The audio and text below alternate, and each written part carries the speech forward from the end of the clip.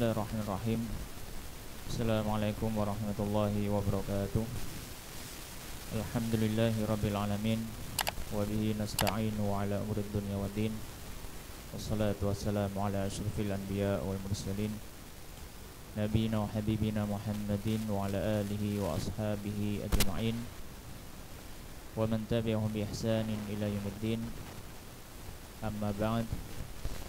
Allahumma subhanaka la ilma lana illa ma 'allamtana innaka antal alimul hakim, wa tub 'alaina innaka antat tawwabur rahim. Rabbi shrah li sadri wa yassir li amri wahlul 'uqdatam min lisani yafqahu qawli. Allahumma amin. Ma'asyiral muslimin, jamaah rahimani wa rahimakumullah. Alhamdulillah, pada sore hari ini Allah Subhanahu wa taala kembali masih memberikan kita kesempatan untuk bermajelis, bermuajahah dalam rangka tafaqquh fiddin, mempelajari agama Allah Subhanahu wa taala sembari kita menunggu waktu untuk berbuka puasa dan juga melaksanakan ibadah salat maghrib. Dan sebagaimana yang sudah diinformasikan bahwasanya insyaallah tema pembahasan kita pada kesempatan sore hari ini adalah fikih Syawal. Maksud dari fikih Syawal di sini adalah beberapa hukum fikih yang berhubungan dengan bulan Syawal. Beberapa hukum fikih yang berhubungan dengan bulan Syawal. Secara garis besar ada beberapa pembahasan. Yang pertama yaitu tentang masalah takbir Syawal, takbiran itu malam 1 Syawal. Kemudian yang kedua tentang masalah salat Idul Fitri, salat Id. Kemudian yang ketiga tentang zakatul fitr atau zakat fitrah. Ini juga masih ada hubungannya dengan Syawal juga, maka kita sedikit bahas. Kemudian yang keempat pembahasan tentang puasa bulan Syawal. Secara umum ada 4 pembahasan ini, tapi nanti insyaallah akan kita beri tambahan pembahasan-pembahasan yang lainnya. Baik. Ma'asyiral muslimin, jamaah rahimani wa rahimakumullah. Pembahasan yang pertama adalah tentang takbiran. Takbir malam Id. Takbir malam Id. Maka di sini kita mengambil sumber yang pertama. Ada beberapa sumber, tapi sumber yang utama adalah kitab Al-Fiqh Al-Manhaji Al-Madhabi Al-Imam Syafi'i yang ditulis oleh ada beberapa ulama kontemporer yang menulis kitab ini, kitab fikih di atas mazhab Syafi'i. Tentang masalah takbir Id. Di sini dikatakan yusannu takbir li ghairil hajj bi ghurubi syamsi lailata Idul Fitri wal Adha. Hukumnya takbir ketika malam Id itu adalah sunnah. Hukum takbir ketika malam Id adalah sunnah. Kemudian di manakah dikerjakan bertakbir ini? Maka bertakbir ini disunahkan, dilafatkan, dilantunkan fil manazili wa turuki wal masajid wal aswaq, sebagaimana kata Imam Syafi'i rahimahullah ta'ala. Takbir ini dilantunkan di rumah-rumah, di jalan-jalan, di masjid, di pasar bahkan. Bisautin murtafi', dengan suara yang tinggi atau dengan suara yang keras. Ya. Dengan suara yang keras. Ya. Ini adalah tata cara dalam bertakbir. yaitu bertakbir di segala macam tempat selama diperbolehkan untuk menyebut nama Allah, ya. Kecuali kalau tempat tersebut tidak diperbolehkan untuk menyebut nama Allah, seperti di seperti di dalam kamar mandi atau di tempat-tempat yang di situ ada najis, maka tidak bertakbir. Tapi kalau tempat yang umum, ya, maka tetap disunahkan untuk apa? Untuk bertakbir dengan suara yang keras, yang bisa didengar oleh dirinya atau orang yang ada di sampingnya. Ketika Idul Fitri, ketika takbir untuk Syawal, maka disunahkan sejak malamnya, ya. Jadi ketika ghurub syams, ya, ketika habis sudah masuk waktu maghrib, dimulai takbir itu hingga ketika imam sholat id naik ke atas mimbarnya, ya. Hingga imam sholat id naik ke atas mimbarnya. Apa yang menjadi dalil dari yang diucapkan oleh para ulama ini tentang kesunahan takbir ketika malam 1 Syawal? Di antaranya adalah firman Allah Subhanahu wa taala dalam surat Al-Baqarah ayat 185. Allah Subhanahu wa taala firman, walitukmilul iddata walitukabbirullaha ala ma hadakum wala'allakum tashkurun. Allah Subhanahu wa taala menyebutkan walitukmilul iddah, dan hendaknya kalian sempurnakan hitungan puasa. Kemudian walitukabbirullah, kemudian agungkanlah nama Allah. Di sini maknanya takbir karena berasal dari akar kata kabbaru yukabbiru takbir. Walitukabbirullah, dan kalian bertakbir ala ma hadakum, atas petunjuk yang ada pada diri kalian, wala'allakum tashkurun, dan semoga kalian menjadi hamba-hamba yang bersyukur. Baik, ma'asyiral muslimin jamaah rahimani wa rahimakumullah. Kemudian tentang sighah atau lafaz takbir. Maka di sini ada beberapa riwayat, tapi yang diambil oleh para fuqaha Syafi'iyah, mereka mengambil riwayat dengan sighah Allahu Akbar, Allahu Akbar, Allahu Akbar, la ilaha illallah, wallahu akbar, Allahu Akbar, walillahil hamd. Dalam riwayatan disebutkan Allahu Akbarnya cuma 2 saja, Allahu Akbar, Allahu Akbar, la ilaha illallah, wallahu akbar, Allahu Akbar, walillahil hamd.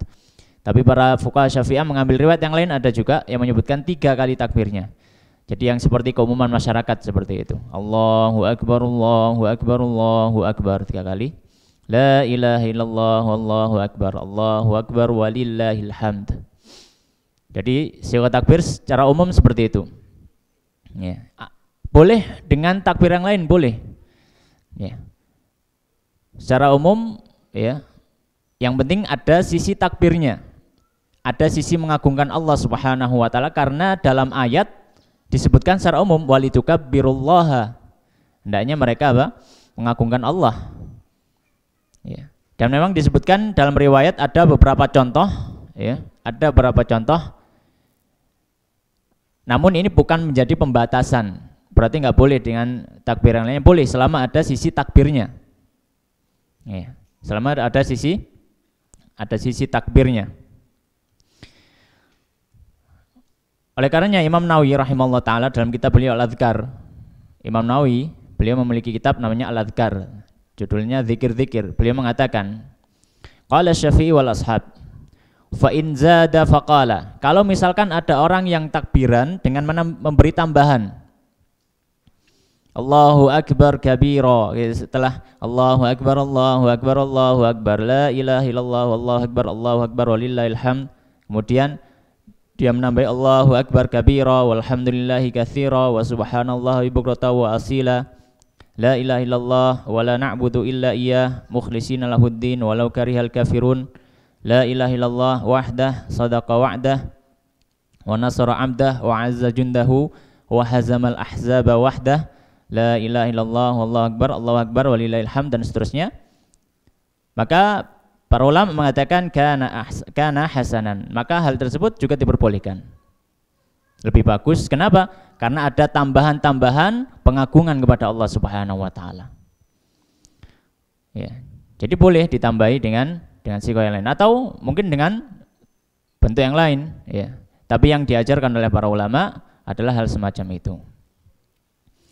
Tapi itu untuk sighahnya, ya. Untuk sighahnya. Dan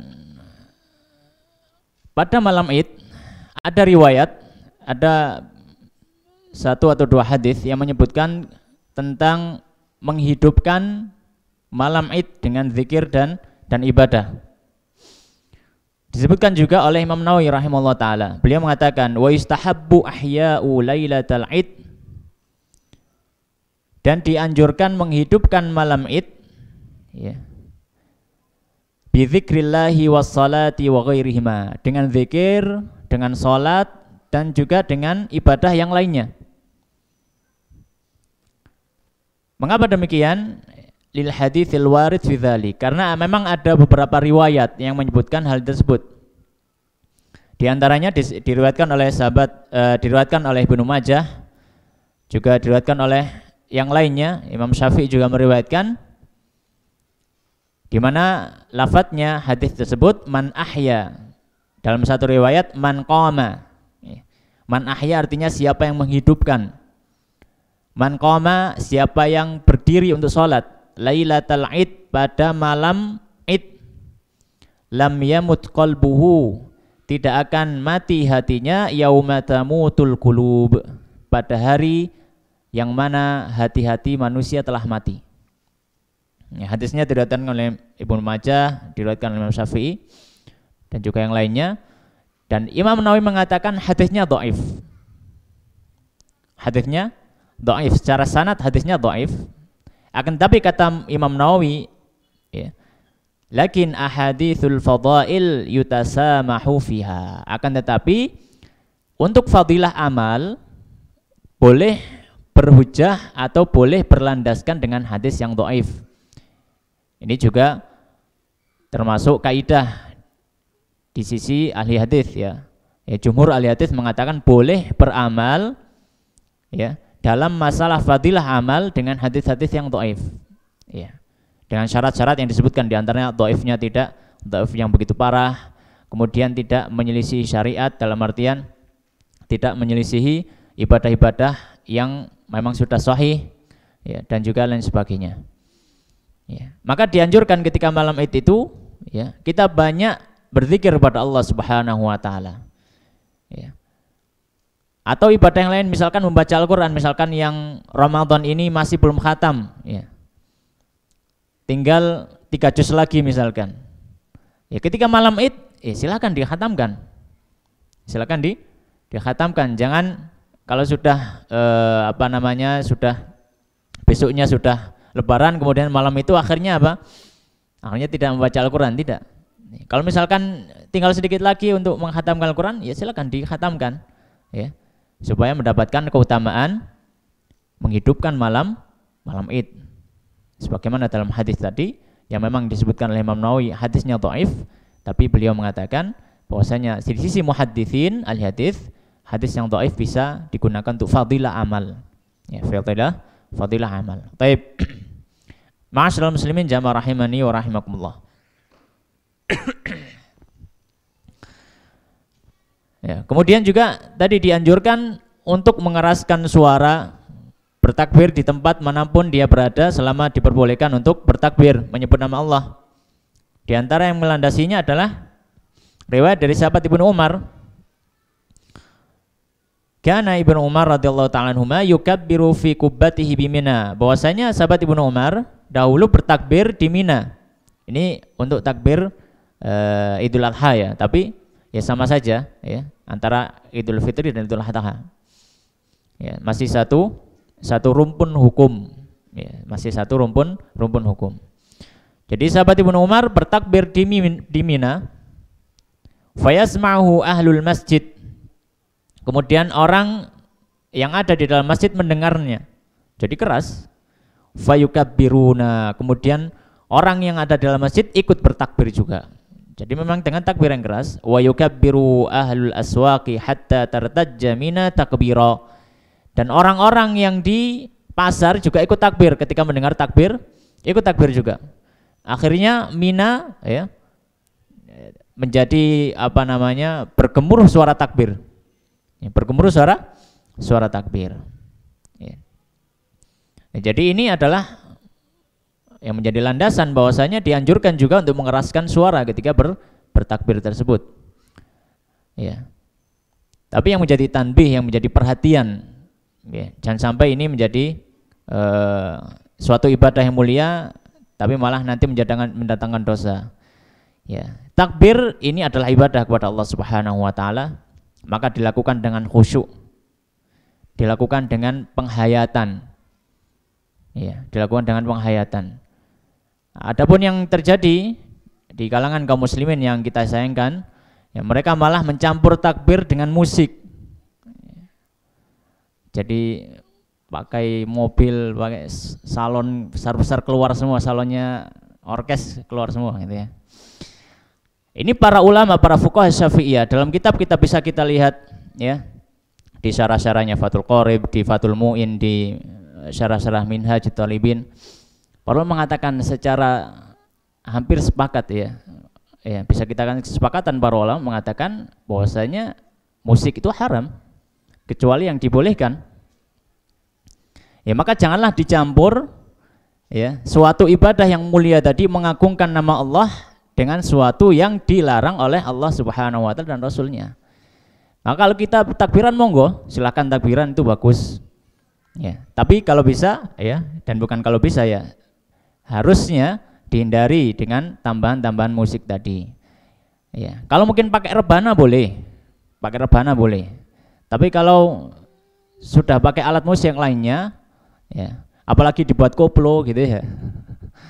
Naudzubillah. Ya, ini maka sudah di luar dari aturan yang diaturkan oleh para ulama.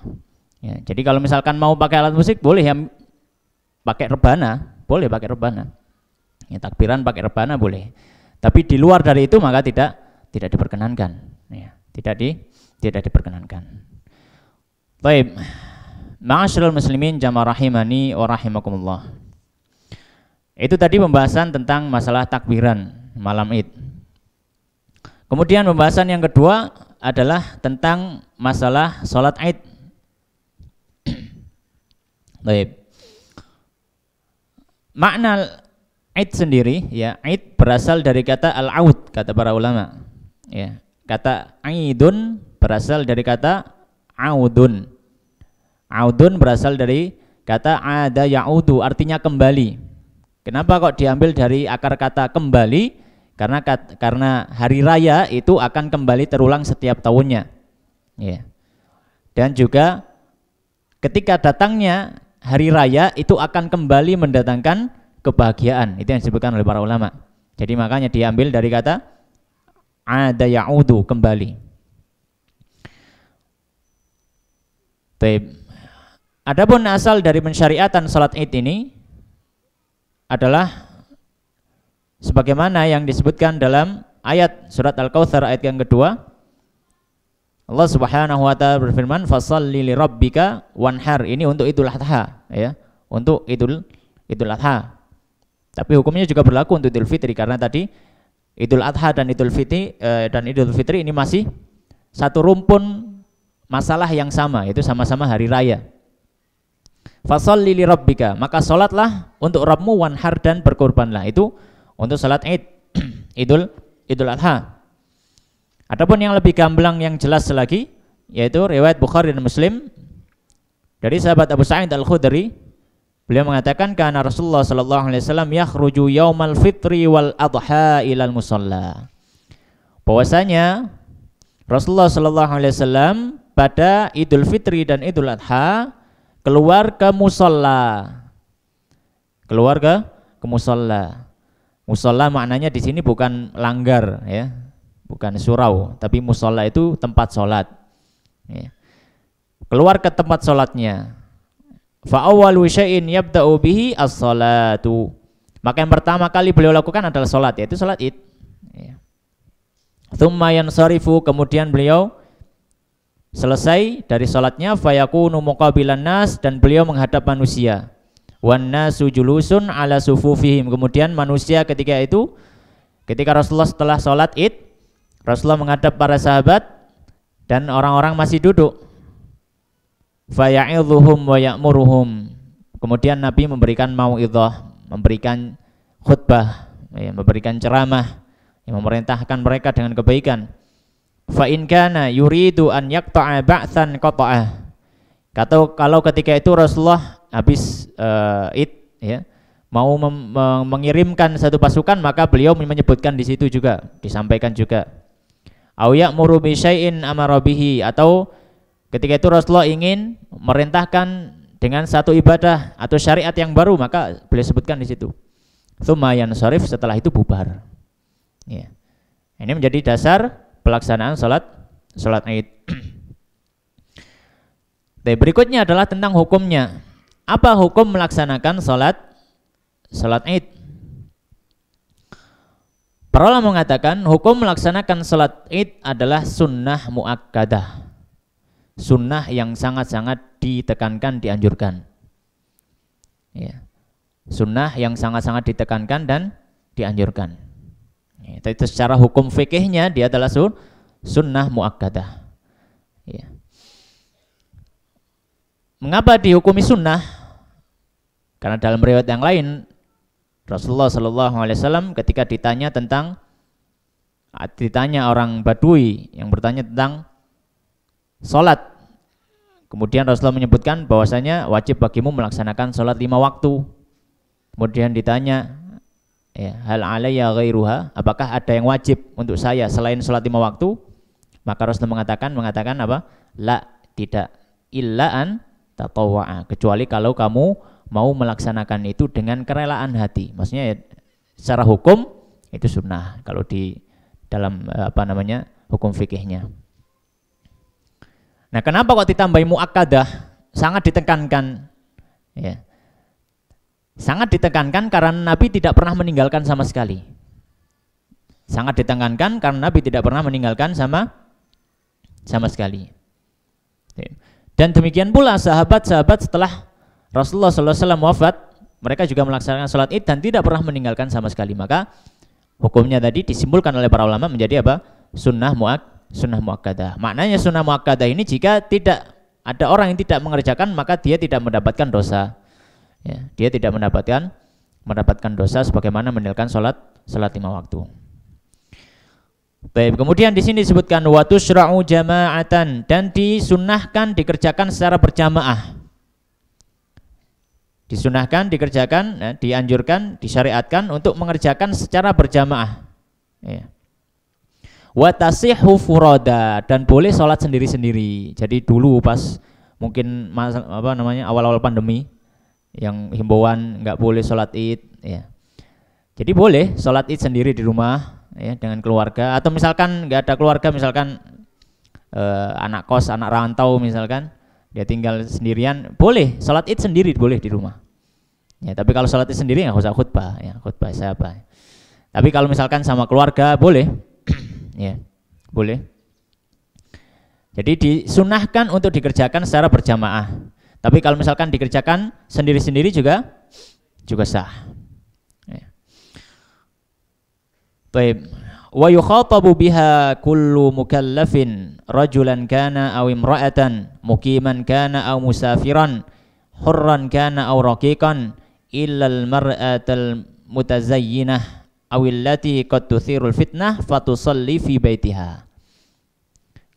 Kemudian masalah yang lain, bagi siapa kesunahan ini berlaku, yaitu kesunahan sholat Id itu. Kesunahan sholat Id ini berlaku bagi semua orang yang mukallaf, ya, laki-laki, perempuan, baik dia itu mukim atau dia sedang musafir, dia sedang safar, ya. Mudik misalkan, apakah berarti orang yang mudik ke kampung halamannya tidak disunahkan untuk ikut sholat id? Ya tetap disunahkan. Meskipun itu jarak safar yang jauh, tetap disunahkan. Karena tidak memandang apa? Iqamah dan safar lagi, tidak memandang sedang bepergian atau berada di tempat tinggalnya. Hurran kana uraqiqan, baik itu orang merdeka atau budak. Budak pun tetap dianjurkan untuk ikut sholat.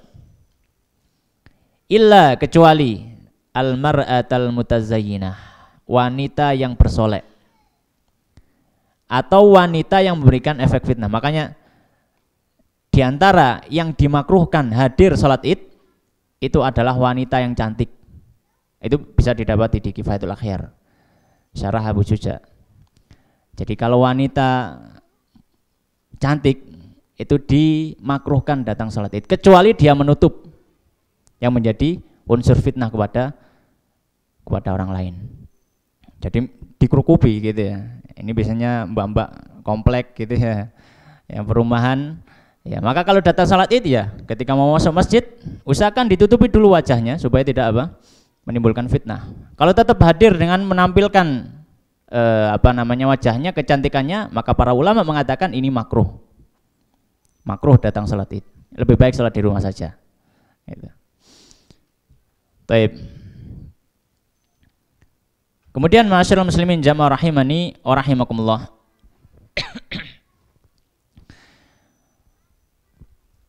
Wala yusannu laha adzanun wala iqamah. Dan di dalam salat id tidaklah disunahkan adanya adzan dan iqamah. Bal yunada laha, akan tetapi diserukan as-salatu jami'ah. Jadi tidak ada adzan, tidak ada iqamah. Jadi ya seperti yang keumuman kita laksanakan. Ya takbir, kemudian kalau sudah mendekati diinfokan, kemudian kalau sudah mau melaksanakan salat maka disuruhkan as-salatu jami'ah. Sebagaimana riwayat dalam Sahih Bukhari dan Muslim dari sahabat Ibnu Abbas, beliau mengatakan ya, atau bahwasanya annahu arsala ila Ibnu Zubair fi awwali ma buyi'a lahu, ya, bahwasanya sahabat Ibnu Abbas memberitahukan kepada sahabat Abdullah bin Zubair ketika pertama kali sahabat Abdullah bin Zubair dibaiat, apa isi pesannya? Innahu lam yakun yu'adzanu bisolati yaumal fitri, bahwasanya untuk Idul Fitri, untuk salat id Idul Fitri maka tidak ada adzannya. Wa innamal khutbatu ba'da shalah, dan khutbah itu dilaksanakan setelah salat, ya, dan khutbah dilaksanakan setelah salat. Baik, waktu salat id. Kapan waktu salat id? Maka di sini disebutkan yabtadi'u waqtuha bi tulu'i syamsi wa yastamirru ila zawaliha. Dimulai waktu melaksanakan salat id sejak terbitnya matahari. Ya, sejak terbitnya matahari, dan akhir dari waktu salat id adalah hingga waktu zawal. Waktu zawal ya waktu zuhur. Ya, waktu zuhur. Ya, jadi misalkan mengerjakan agak siangan juga boleh, tetap sah, ya, tetap sah untuk disebut salat id. Ya. Sebagaimana dalam riwayat atau hadis dari Bara' bin Azib radhiyallahu ta'ala anhu, beliau mengatakan sami'tu Rasulullah sallallahu alaihi wasallam yakhtubu faqal, ya, beliau mendengarkan Rasulullah sallallahu alaihi wasallam berkhutbah dan mengatakan inna awwala ma nabda'u min yaumina hadza an nusalli, bahwasanya awal hari yang kita lakukan pada pagi ini adalah melaksanakan sholat, yaitu pada waktu id tersebut. Wal yaumu yabda'u bitulu'il fajri, dan hari itu, ya, hitungan hari, ya, siang hari itu hitungannya dimulai dari terbitnya fajar shadiq. Wal waktu masyghulun bi sholatil fajri qabla tulu'i syamsi, sedangkan ketika terbitnya fajar shadiq itu kan waktu untuk sholat fajar, sholat subuh. Maka tidak mungkin ketika itu kaidah mengatakan la yashghalul masyghul, ya. Wa bi sholati dzuhri ba'da zawaliha, dan adapun ketika sudah zawal maka sudah masuk waktu zuhur. Maka dapat disimpulkan bahwasanya ucapan Nabi bahwasanya awal hari tersebut adalah ya tadi antara terbitnya matahari hingga waktu zuhur. Wa waqtuhal mufaddal indartifa'i syamsi qadra rumhin. Dan waktu yang paling utama adalah ketika matahari terbit kemudian meninggi seukuran 1 tombak. Ya, seukuran satu tombak. Ya. Ya, seperti yang keumuman kita laksanakan ya. Ya, sekitar jam 6 lebih sedikit seperti itu. Ya, waktu syuruk gitu ya. Limuwadzabatin Nabi sallallahu alaihi wasallam ala salatiha fi dzalikal waqt. Karena Nabi sallallahu alaihi wasallam ketika melaksanakan salat itu juga di waktu itu ya. Waktu irtifa'u syams qadra rumhin ya. Kemudian kaifiyahnya seperti yang sudah kita ketahui, tata caranya salatul Id rakaatan. Salat Id dikerjakan 2 rakaat. Yabda'u ma bi takbiratil ihram. Mengawali dengan takbiratul ihram. Takbiratul ihram itu takbir untuk masuk salat. Tsumma yaqra'u du'a al-iftitah. Kemudian dia baca doa iftitah. Jadi Allahu Akbar, kemudian baca doa iftitah ya. Bisa Allah mabait baini wa baina khotoya dan seterusnya. Bisa membaca inni wajjahtu wajhiya lilladzi fatara samawati wal arda hanifa dan seterusnya. Tsumma yukabbiru 7 takbirat. Kemudian setelah takbiratul ihram bertakbir lagi 7 takbir. Jadi kalau ditotal dengan takbiratul ihram itu ada 8. Jadi pertama takbiratul ihram baca doa iftitah, kemudian habis itu takbir 7 kali. Allahu Akbar dan seterusnya. Yarfa'u inda kulli minha yadahu ila muhadzati katifaihi ka takbiratil ihram. Setiap takbir yang sunnah tadi, yaitu yang 7 di luar takbiratul ihram itu juga tetap disunahkan mengangkat tangannya, mengangkat telapak tangannya hingga seukuran bahunya. Ya Allahu Akbar seperti itu. Sampai 7 kali. Yafsilu baina kulli itsnaini biqadri ayatin mu'tadilah. Memberikan jeda ya di antara takbir-takbir tadi dengan seukuran bacaan 1 ayat yang tidak terlalu panjang juga tidak terlalu pendek. Dan dianjurkan, disunahkan juga di antara takbir tadi membaca zikir. Jadi bukan cuma diam. Ya Allahu Akbar, dianjurkan baca zikir. Entah itu salawat Allahumma shalli ala Muhammad atau bisa bertasbih ya subhanallah. Yang diajarkan oleh para ulama ya membaca subhanallah walhamdulillah wala ilaha illallah wallahu akbar. Ya, boleh ditambah dengan salawat Allahumma shalli ala Muhammad wa ala Muhammad atau zikir yang lainnya. Ya. Apa alasannya? Sebagaimana datang riwayat dari sahabat Ibnu Mas'ud. Jadi sahabat Ibnu Mas'ud radhiyallahu ta'ala anhu, beliau pernah duduk-duduk dengan sahabat Ibnu Umar dan sahabat Hudzaifah radhiyallahu ta'ala anhum. Kemudian ada orang yang bertanya kepada sahabat Ibnu Mas'ud karena dianggap paling berilmu di situ. Kemudian ditanya ya tentang bagaimana sholat Idul Fitri atau bagaimana sholat Id. Maka beliau mengatakan tabda'u fatukabbiru takbiratan.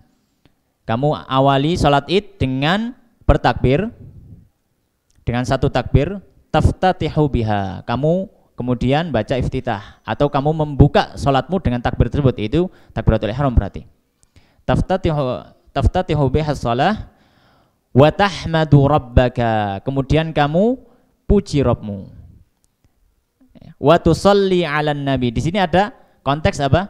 Ada teks wa tahmadu rabbaka. Di antara takbir tadi apa?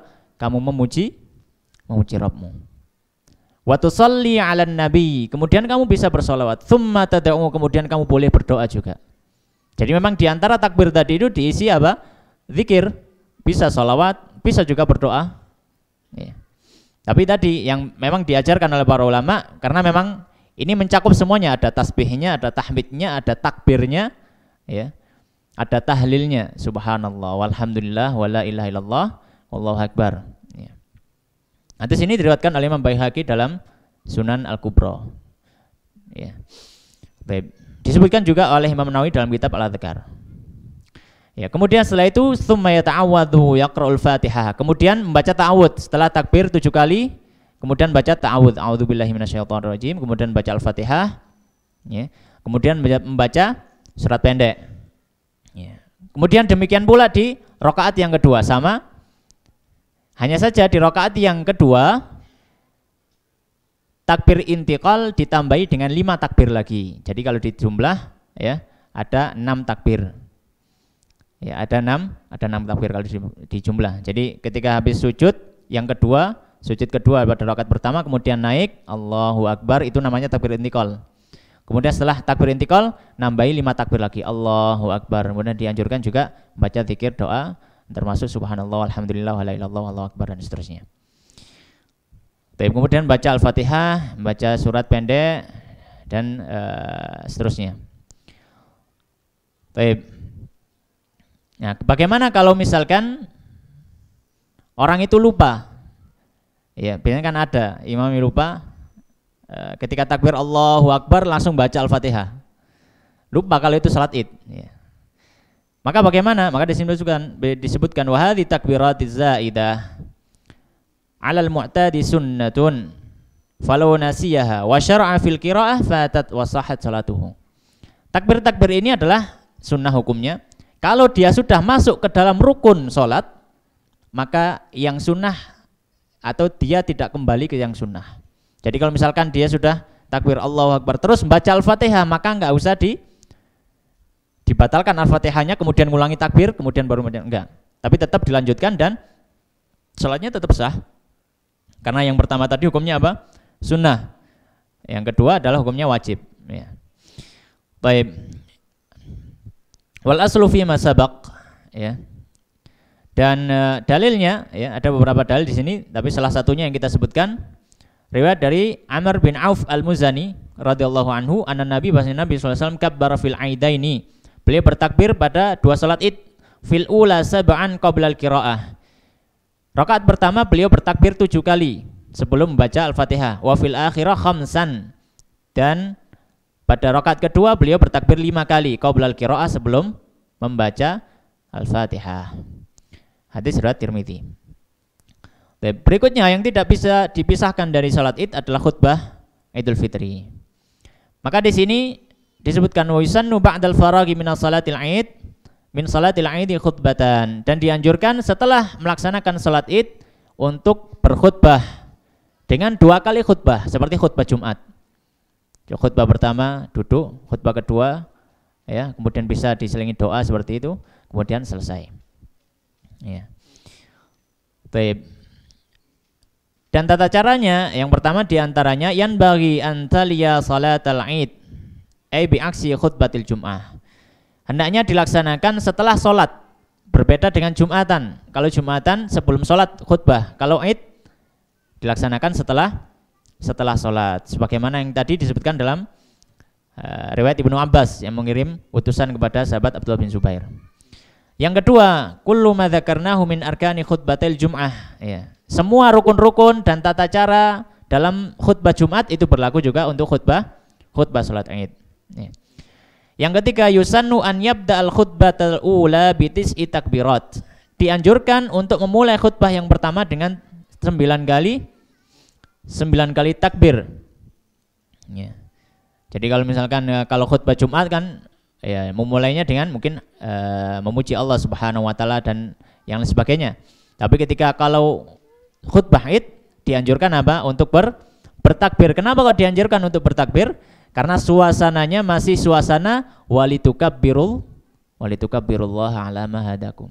Ini suasananya sedang mengagungkan Allah, sedang bertakbir kepada Allah dalam surat Al-Baqarah ayat 185 tadi. Dianjurkan untuk bertakbir ya.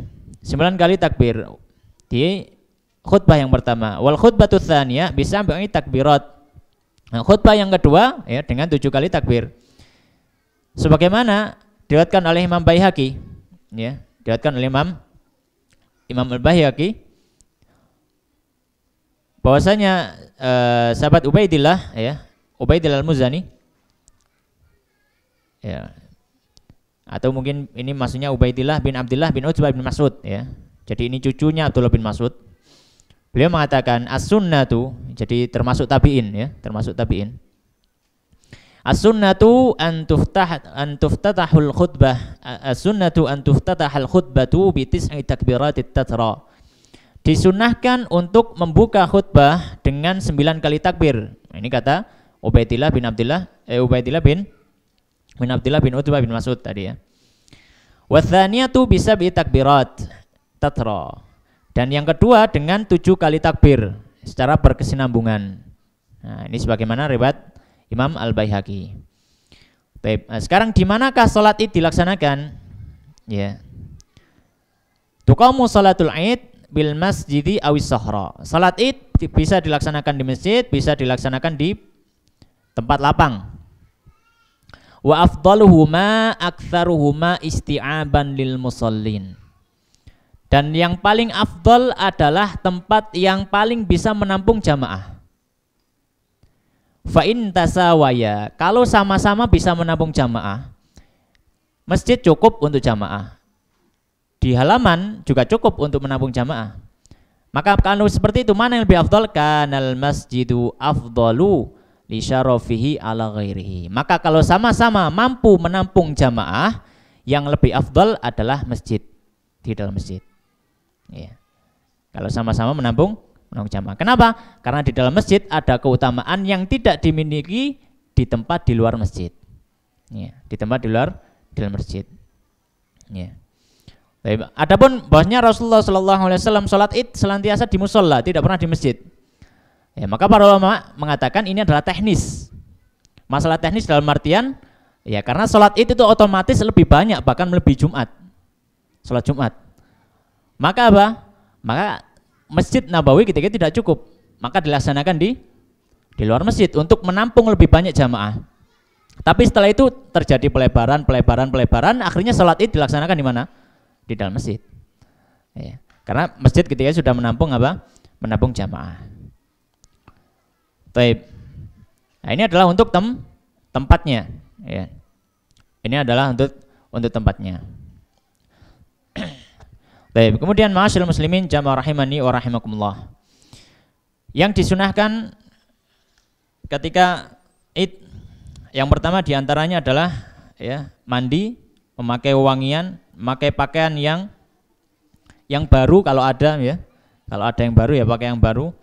Kalau tidak ada yang baru ya pakai yang lama tapi ya tetap yang bersih ya. Dianjurkan memakai pakaian berwarna putih.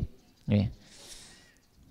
Yang kedua diantaranya yang termasuk disunahkan ketika atau termasuk adab ketika Id adalah disunahkan untuk yusannu an yubakkirun nasu bil hudur, untuk datang dengan segera ke tempat sholat ya, untuk datang dengan segera. Termasuk adabnya juga adalah ketika Idul Fitri disunahkan untuk makan dulu sebelum keluar ya, minimal dengan seteguk air. Kalau ada kurma ya pakai kurma. Kalau ada gorengan ya gorengan gitu ya. Kalau sudah matang ya mungkin bisa sarapan dulu gitu ya. Fayusannu lahu an yumsika ya. Yusannu fi Idul Fitri an yakula syai'an qabla khuruji ila shalah. Ya disunahkan untuk makan dulu. Kemudian berikutnya termasuk adabnya ketika salat Id adalah dianjurkan untuk berangkat jalan kaki kalau misalkan tempatnya memungkinkan. Ya, maka dianjurkan apa untuk jalan kaki ya, dan melewati jalan yang berbeda ketika berangkat dan pulang, itu kalau bisa. Ya. Termasuk hikmahnya apa? Termasuk hikmahnya adalah karena ketika Id itu kita dianjurkan untuk apa? Memperbanyak takbir. Ketika kita melewati jalan yang berbeda, ya, maka takbir tadi bisa menyebar ke tempat-tempat yang tidak terlewati. Kemudian yang terakhir termasuk adabnya, ya, yukrahu lil imam an yantakila qabla salatil Id. Ya. Wala yukrahu li ghairi dzalika ba'da tulu'i syams. Dimakruhkan ya bagi imam untuk pergi sebelum salat Id. Jadi setelah salat subuh ya. Setelah salat subuh ya misalkan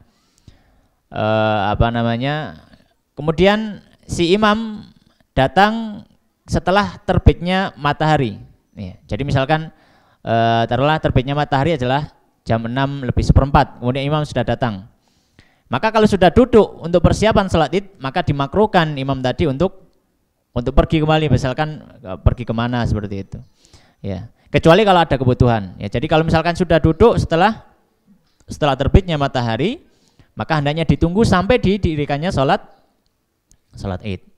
Ya. Sebagaimana dalam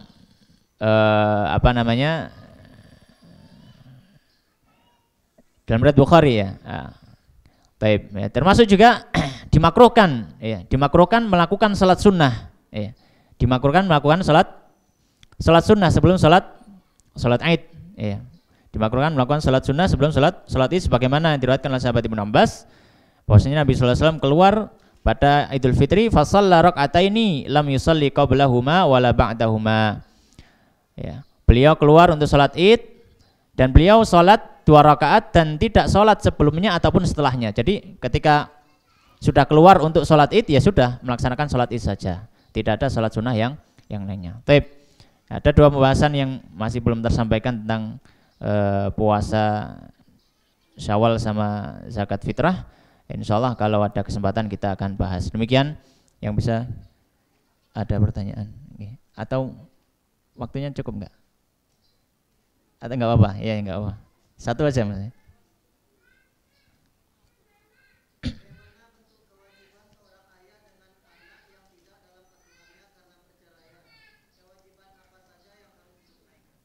Wah ini nggak ada hubungannya ini di luar tema ya mungkin. Di luar tema mungkin bisa japri saja ya, kayak ini ya, nggak dibahas di ini, di luar tema tanya. Ada lagi? Nggak ada. Demikian. Nggih, satu mawon nggih, monggo.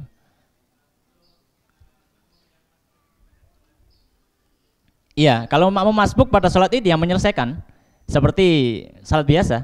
Jadi misalkan ketinggalan 1 rakaat misalkan, ya nanti dia nambahi 1 rakaat, ya tetap disunahkan takbir 5 kali, ya seperti itu. Ya jadi ya dikejar ya ketertinggalannya. Demikian, wallahu taala alam. Semoga memberikan manfaat. Kita tutup dengan doa kafaratul majelis. Subhanakallahumma bihamdika asyhadu an la ilaha illa anta astaghfiruka wa atubu ilaik wa akhiru da'wana alhamdulillahirabbil alamin. Wassalamualaikum warahmatullahi wabarakatuh.